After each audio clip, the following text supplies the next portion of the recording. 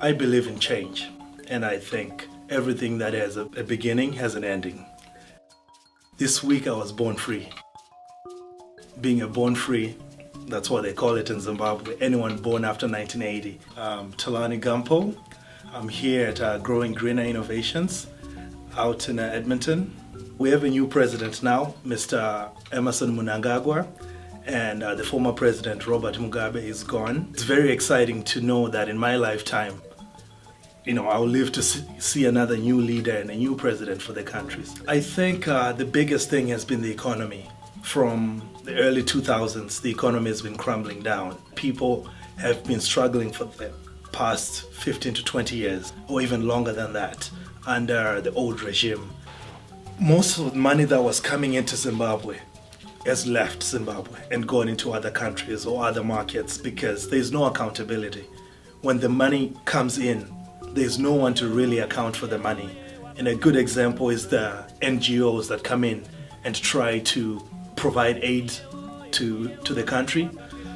Only a small percentage of the money ends up going to where it's supposed to go.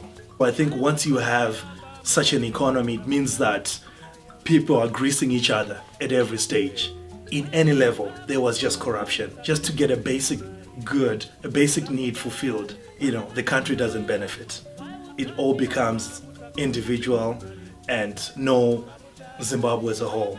Everyone's looking out for themselves. So I think now it's time for the government and the markets to correct themselves. We can take it back to where Zimbabwe was back in the 80s, being the breadbasket of Africa. Listening to the inauguration speech today, I think there are great points that were raised, and I think the president is ready to get to work. He understands where Zimbabwe is, he understands where Zimbabwe was, and he understands where Zimbabwe needs to go. He is listening to different views, not just one political view, but the view of Zimbabweans. If you were paying attention to what happened last week, with the peaceful demonstration, everyone came in, not as a political party, but as a Zimbabwean.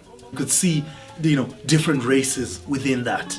And that shows you that people are willing to work together as Zimbabweans, regardless of race, color, and ethnicity for Zimbabwe. So I think that's what the new president has been trying to reiterate, that we need to build Zimbabwe as Zimbabweans. People are willing to work together if, they're not divided. Everyone's excited for new ideas, new hopes, and a new future. The game of different political factions hopefully is over, and we can all focus on building a greater Zimbabwe.